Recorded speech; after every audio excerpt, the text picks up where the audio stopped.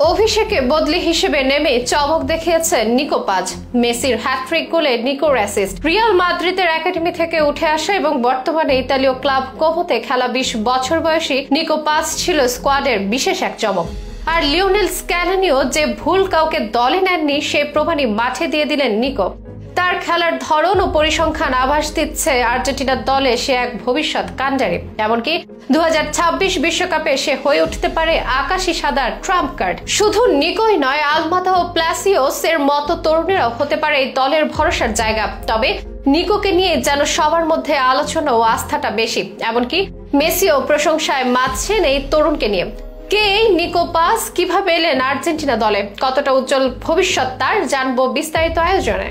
বুধবার সকালে বিশ্বকাপ বাছাইয়ের ম্যাচে বলিভিয়ার বিপক্ষে 6-0 গোলের বড় জয় পেয়েছে আর্জেন্টিনা। যে জয়ের ম্যাচে 3টি গোল এবং 2টি অ্যাসিস্ট করে সবচেয়ে বেশি আলো ছড়িয়েছেন football superstar Lionel Messi. Monumental স্টেডিয়ামে দুর্দান্ত পারফরমেন্সের পর মেসিকে নিয়ে আলোপ আলোচনা সবার মাঝে। এরই মাঝে আরেকটা নাম সবার নজর কেড়েছে, নিকো পাজ, যার অভিষেক হয়েছে এই ম্যাচের 73 মিনিটে আর্জেন্টিনার জার্সি গায়ে জড়িয়ে বদলি হিসেবে নামেন তিনি। আর্জেন্টিনার স্কোয়াডে এই নিকো পাজই ছিল বড় চমক। লিওনেল স্ক্যালোনি প্রথমবারের মতো জাতীয় দলে ডাকেন তাকে, আর সে সিদ্ধান্ত যে ভুল ছিল না তার প্রমাণ মিলল বলিভিয়ার বিপক্ষে। অল্প কিছুটা সময় খেলার সুযোগ পেয়েছিল নিকো পাজ, আর তাতেই দেখিয়েছে প্রতিভার ঝলক। যতক্ষণ ছিল মাঠে মুগ্ধতা ছড়িয়েছে। কি সুন্দর বডি ব্যালেন্স আর ক্লোজ কন্ট্রোল, খুব স্টাইলিশ ড্রিবল না হলেও বেশ ধীর স্থির, চোখ কান খোলা রেখে সময় নিয়ে বল রিলিজ করে। এমনকি এই ম্যাচের মেসির তৃতীয় গোলে অ্যাসিস্ট ছিল এই নিকো পাজেরই। নিজের অভিষেক এভাবে যেন রাঙিয়ে রাখলো এই তরুণ। নিকোর বাবা পাবলো পাজ ছিলেন আর্জেন্টিনার ফুটবলার।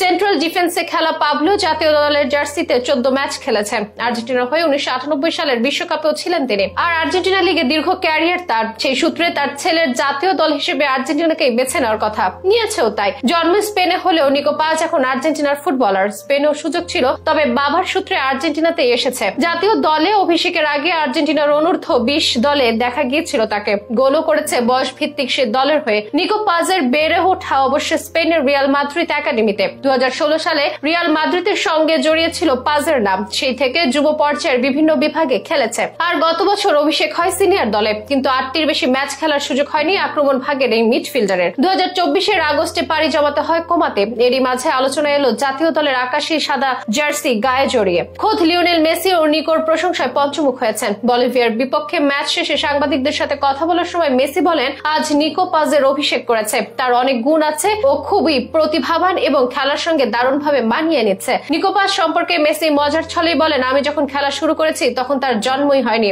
এটা সত্যি পাগলাটে, তবে ওর বয়স যাই হোক না কেন ওর মাথা অনেক পরিণত এবং দারুণ প্রতিভা। আশা করি সে আরো ভালো করবে এবং আমরা তাকে সাহায্য করতে পারবো। মেসি আরো উল্লেখ করে বলেন, নিকো যার কোচিং এ সে আমার বন্ধু ফ্যাব্রিগাস। আশা করি সে নিকোকে ভালোভাবে গড়ে তুলবে। শুধু মেসি নয়, নিকোর ফুটবল ভবিষ্যতে উজ্জ্বল বলে মনে করছেন অনেকেই। সে মাঠের অনেকটা জুড়ে খেলে, বাঁ পায়ের মিডফিল্ডার হয় তার কদরও বেশ বেশি। সামনে আরো বেশি প্লেইং টাইম পেলে নিজেকে গড়ে তুলতে পারবে নিকো পাজ। হয়তো হয়ে উঠতে পারে 2026 বিশ্বকাপ দলে আর্জেন্টিনার অন্যতম সদস্য হয়ে। শুধু নিকোই নয়, অবশ্য 26-এর কান্ট্রি হতে পারে আলমাদাও, যে গোলও পেয়েছে বলিভিয়ার বিপক্ষে। একই কথা প্যালাসিওসের ক্ষেত্রেও। স্ক্যালোনির নেতৃত্বে তারাই হয়ে উঠতে পারে ভবিষ্যতের আস্থা।